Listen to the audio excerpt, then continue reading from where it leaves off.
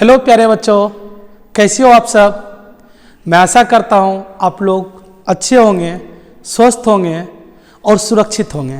ठीक है, तो आज आप लोगों का ये पहला क्लास 12th का लेक्चर जा रहा है। ठीक है, जिसमें बहुत छोटा सेशन है और आप लोगों को इजी वे में बताया जाएगा कि सिलेबस में आपका क्या क्या और क्या क्या पढ़ने हैं। ठीक है, तो मैं आज आप लोग को बताने वाला हूँ, जैसा कि आप लोग टॉपिक देख रहे होंगे, syllabus for class 12th BACB और CBSE, यानी कि दोनों बोर्ड के लिए। ठीक है, चूंकि दोनों NCERT पैटर्न है ना, तो NCERT दोनों में आ जाएगा, केवल लैंग्वेज अलग रहेगा। ठीक है, तो चलो आज तुम लोग को हम दोनों सिलेबस के बारे में बताने वाले हैं विस्तार से।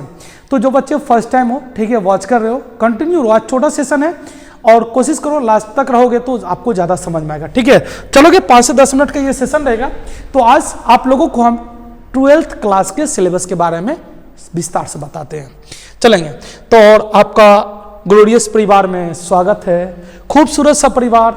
ठीक है, और इसको आप जितना सपोर्ट और प्यार दे सकते हो, ये आपके लिए, ये हमारे लिए गर्व की बात होगी और एक नई ऊर्जा मिलती है। ठीक है, चलोगे साथ में शुरू करते हैं और स्टार्ट करते हैं आप लोगों का हम केमिस्ट्री के सबसे पहले ब्रांच के बारे में।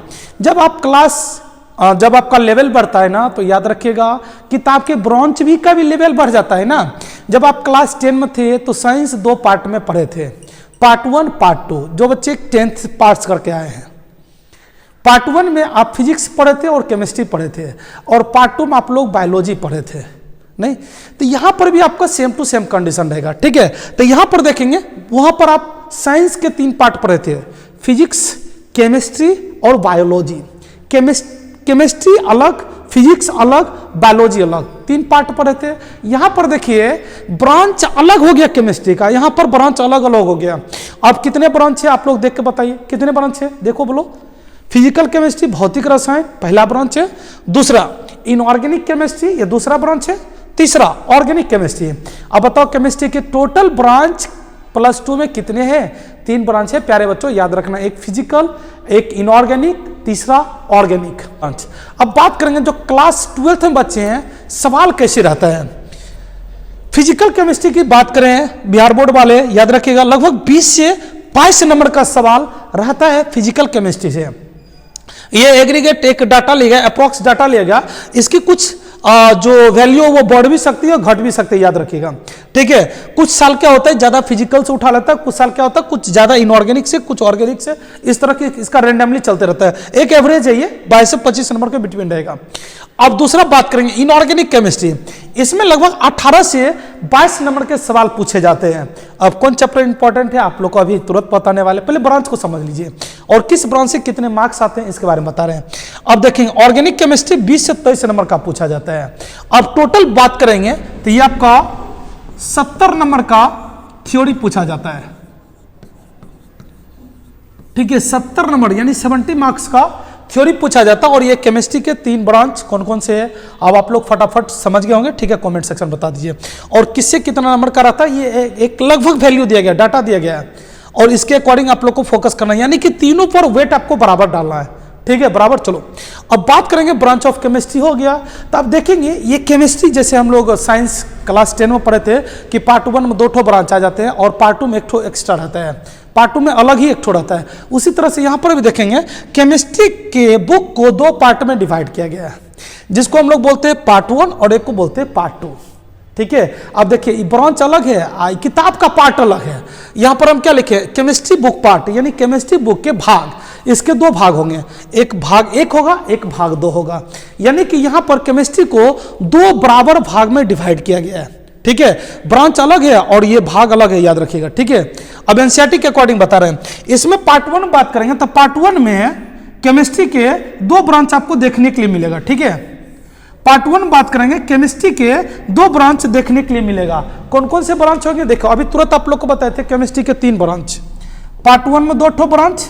अब पार्ट 2 में तब तक क्यों बचा होगा, पार्ट 1 में तब 2 ठो था, तब पार्ट 2 में तक क्यों बचा होगा। अब देखेंगे कौन कौन से ब्रांच किधर किधर है और कौन कौन से चैप्टर किस में आएंगे, उसको जरा सा समझेंगे। केमिस्ट्री के बुक की हम बात करेंगे तो टोटल 1 से लेकर के 16 टोटल चैप्टर आता है, 1 से 16 तक। और 1 से 16 चैप्टर कैसे डिवाइड किया गया, तीनों ब्रांच को आराम से समझिए। कुछ नहीं है, ठीक है। यहां पर देखेंगे आपका पहला जो ब्रांच है वो फिजिकल केमिस्ट्री, फिजिकल केमिस्ट्री, ठीक है। इसमें चैप्टर 1 से लेकर के 5 तक होगा, ये चैप्टर 1 से लेकर के 5 तक फिजिकल केमिस्ट्री होगा। दूसरा ब्रांच आता है इनऑर्गेनिक केमिस्ट्री। इनऑर्गेनिक केमिस्ट्री में छठा से लेके 9वां तक चैप्टर आता है, 6 से लेकर के 9th चैप्टर तक आप पढ़ोगे इनऑर्गेनिक केमिस्ट्री रहेंगे। अब देखेंगे पार्ट 1 में कितना चैप्टर है टोटल, आप लोग बता दो। 1 से स्टार्ट हुआ 9 तक चला गया ना भैया, कहां से कहां तक, तो 1 से लेकर के चैप्टर नंबर 9 तक पार्ट 1 में आएंगे। अब बचा कितना देखो, 1 से लेकर के 16 तक हमको केमिस्ट्री बुक का पार्ट है, ठीक है। अब 1 से लेकर के आप कहां तक पढ़ लिए, 9 तक। कैसे कैसे हुआ, तो फिजिकल में 1 से लेकर 5 तक, इनऑर्गेनिक केमिस्ट्री में 6 से लेकर 9 तक। बच्चा कौन सा चैप्टर, 9 के बाद आगे जोड़ो 10, बाद में एक और ब्रांच होगा। अब आप लोग बता दो इसमें कौन सा ब्रांच होगा, ठीक है। एक और ब्रांच होगा जिसको ऑर्गेनिक केमिस्ट्री बोलोगे, ठीक है। और ऑर्गेनिक केमिस्ट्री में कहां से कहां तक चैप्टर आएगा, अब तो एक बचले है ना, 9 तक तो हो गया ना भैया, अब एक बचा हुआ तो तुम लोग बता दो। यस वेरी गुड, 9 से लेकर के 16 तक जो होगा ये हमारा ऑर्गेनिक केमिस्ट्री कहलाएगा, ठीक है। टोटल चैप्टर कितने ऑर्गेनिक में, 16 चैप्टर हैं, 2 पार्ट में, पार्ट 1 और पार्ट 2, और ब्रांच कितने, 3। पार्ट 1 में 2 ब्रांच हैं, फिजिकल केमिस्ट्री 1 से 5 चैप्टर तक, इनऑर्गेनिक केमिस्ट्री 6 से लेकर 9 चैप्टर तक। इसी तरह से ऑर्गेनिक केमिस्ट्री चलेंगे तो आपका होगा 9 से लेकर के 16 तक। चलो स्टार्ट करते हैं, तुम लोग बता दो फिजिकल केमिस्ट्री में कितने chapter, look at. Inorganic chemistry में कहां से कहां तक, ओके 4 चैप्टर इसमें भी है। ऑर्गेनिक केमिस्ट्री में कुल 7 चैप्टर, कहां से कहां तक ये देख लीजिए। अब हम बात करते हैं नेक्स्ट कि इसमें 1 से लेकर 5 चैप्टर कौन कौन से होंगे और 6 से लेकर 9 चैप्टर तक कौन होंगे, यानी केमिस्ट्री पार्ट 1 की हम बात करेंगे, ठीक है। 2 ब्रांच है और कैसे कैसे कौन कौन चैप्टर है इसको जरा सा देख लेंगे सभी बच्चे। अब आप लोग देख के तो समझ गए होंगे 9 चैप्टर है, और 9 चैप्टर कौन कौन है ये आप लोग को ध्यान देना है। पहला चैप्टर आपका सॉलिड स्टेट है, ठोस अवस्था है, ठीक है। मतलब ये जो रेड लाइट लगा हुआ ना प्यारे बच्चों याद रखना, ये रेड लाइट का मतलब हुआ कि आपको इस चैप्टर पर ज्यादा से ज्यादा फोकस करना है।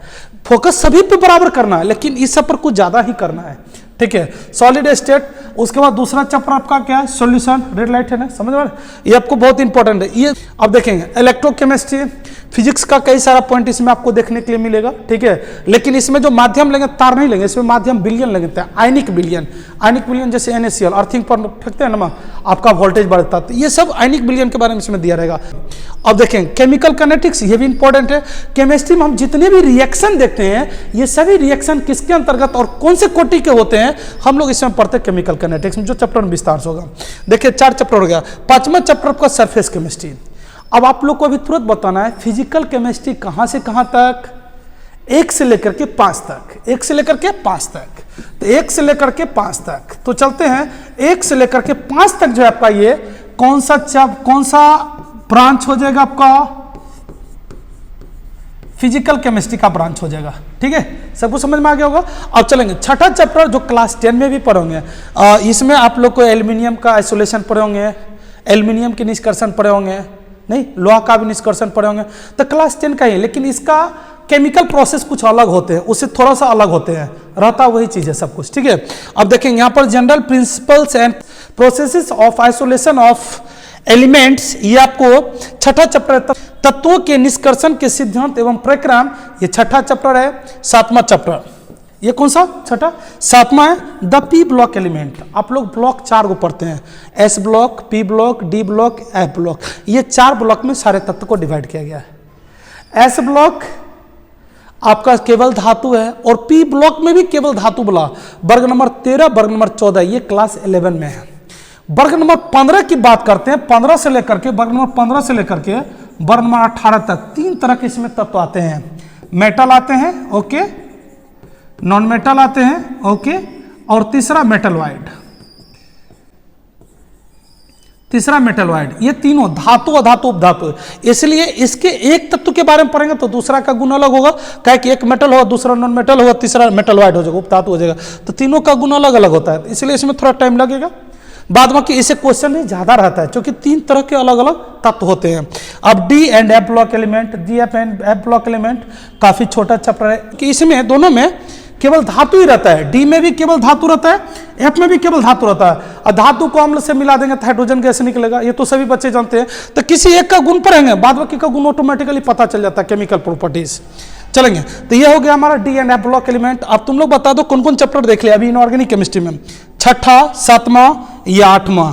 और नौवां चैप्टर है कोऑर्डिनेट कंपाउंड, जिसको हम कॉम्प्लेक्स कंपाउंड भी बोलेंगे, उपसा संयोजन यौगिक, या इसका एक और नाम है जटिल यौगिक। चलो अब तुम लोग बता दो टोटल मिलाकर के आप 6 से लेकर के ये 9 तक 4 चैप्टर जो देख रही है कौन सा ब्रांच है?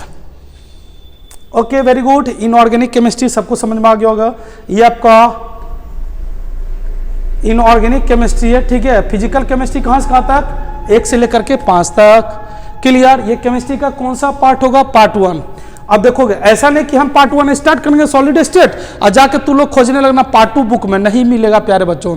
खगड़िया का एड्रेस दिए तो खगड़िया में ही खोजना है, आपको जाके लंदन और पाकिस्तान में नहीं खोजना है, ठीक है। चलो अब देखोगे पार्ट 2 में टोटल 7 चैप्टर कौन कौन से चैप्टर हैं? अब देखेंगे स्टार्ट 9 तक अभी देख लिए थे। केमिस्ट्री का ये 10वां चैप्टर है, 11वां है, 12वां है, 13वां है, ये 14वां है, ये 15वां और ये 16वां चैप्टर, टोटल 7 चैप्टर इसमें। अब ये लेकिन ब्रांच कौन सा है? ये सभी के सभी ऑर्गेनिक केमिस्ट्री के अंतर्गत आते हैं, ये सभी के सभी ऑर्गेनिक केमिस्ट्री के अंतर्गत आते हैं, ठीक है। पहला चैप्टर आपको halo alkane and haloarene, hello phone वाला नहीं, हेलो वर्ग नंबर 17 वाला हेलोजन ग्रुप आएगा इसमें, ठीक है। अब उसके बाद है एल्कोहल, फिनॉल एंड ईथर, इसमें 2 ग्रुप आते हैं, हाइड्रोक्सी और ऑक्सी, 2 ग्रुप के बारे में टोटल डिटेल्स है। तीसरा इसमें कार्बोनिल ग्रुप आते हैं, जिसमें एल्डिहाइड आएंगे, कीटोन आएंगे। अब एल्डिहाइड ग्रुप होता है क्या है? कार्बोनिल ग्रुप, सीओ को कार्बोनिल बोलते हैं, ठीक है। ये आपका कार्बोक्सिलिक हो जाएगा, एक ईस्टर होता है, एमाइड होता है, एसिल हैलाइड होता है, इसके अलावा भी कई सारे ग्रुप होते हैं, लेकिन इसी तीनों पे डिपेंड करेगा। अब चलेंगे, इसके बाद आएगा एमीन्स, अमोनिया वाला ग्रुप, NH3 क्षार वाला ग्रुप आएगा एमीन्स। उसके बाद देखेंगे बायो केमिस्ट्री आएंगे जो काफी इंपॉर्टेंट है, पॉलीमर केमिस्ट्री भी इंपॉर्टेंट है, केमिस्ट्री इन एवरीडे लाइफ। देखिए ये तीनों चैप्टर आपको पढ़ने मुश्किल से 15 दिन लगेगा, और 15 दिन के अंदर जानते हैं ये आपको 10 से 12 नंबर मार्क्स दे देता है, आराम से इजीली देता है। और ये तीनों को पढ़ने में आपको लगभग 2 महीने लग जाते हैं, इसमें आपको 10 से 12 मार्क्स मिलेंगे। अब देखेंगे सवाल ये है कि छोटा छोटा चैप्टर है लेकिन बहुत विस्फोटक है, तो कहावत है देखन में छोटा लगे घाव करेगा मीर। कोई कोई बैट्समैन ऐसे होते हैं 1 ओवर खेलता है 10 ओवर का बदला पूरा लेता है, यानी कि वो 1 ओवर में 25-30 रन बनाता है। कोई बैट्समैन गया खुट खुट करके 10 ओवर में 20 रन बनाया। तो ये चैप्टर वही है, देखने में छोटा लगता है लेकिन काफी इंपॉर्टेंट है। ये सब चैप्टर भी इंपॉर्टेंट है, चूंकि आप ऑर्गेनिक केमिस्ट्री पढ़ रहे हो ना, तो ऑर्गेनिक केमिस्ट्री में मैकेनिज्म है, ये सभी एक दूसरे से रिलेटेड है, तो इसको भी थोड़ा फोकस ज्यादा करना है। और इसमें सबसे ज्यादा इंपॉर्टेंस ये आपका aldehyde, ketone and carboxylic acid, ठीक है। मैकेनिज्म में ये बहुत इंपॉर्टेंट रोल करता है। आई होप कि आप लोग को समझ में आ गया होगा। टोटल कितना चैप्टर? 16 चैप्टर। कैसे कैसे? पार्ट 1 में 9 चैप्टर, पार्ट 2 में 7 चैप्टर। पार्ट 1 में कितने branch? 2 branch, physical and inorganic. और पार्ट 1 में 1 ब्रांच केवल, कौन सा? Organic chemistry. आई होप कि आप लोग को यहां तक समझ में आ गया होगा।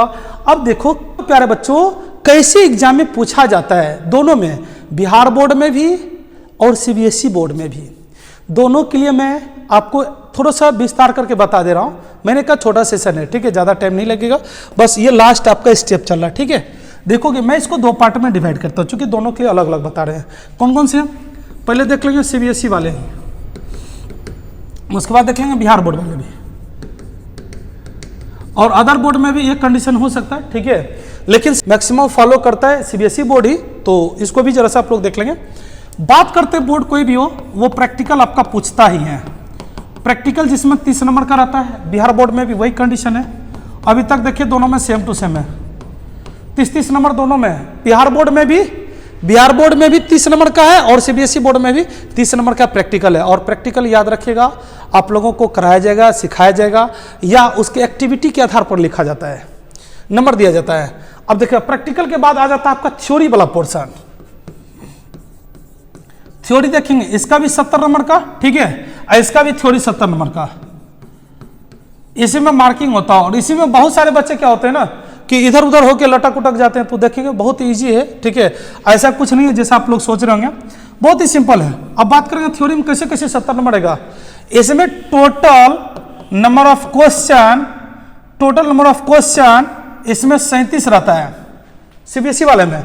इसमें टोटल नंबर ऑफ क्वेश्चन 96 रहता है। ठीक है, टोटल नंबर ऑफ क्वेश्चन इसमें आपका 37, टोटल नंबर ऑफ क्वेश्चन 37, उसमें आपका 96 रहता है। अब कैसे कैसे पूछा जाता है मैं वो भी आपको बता दूं। इसमें 37 क्वेश्चन कैसे रहता है, तो इसको 4 पार्ट में डिवाइड किया गया। सीबीएसई में 4 पार्ट में, बहुत आसान है, और उसको भी 4 पार्ट में डिवाइड किया गया।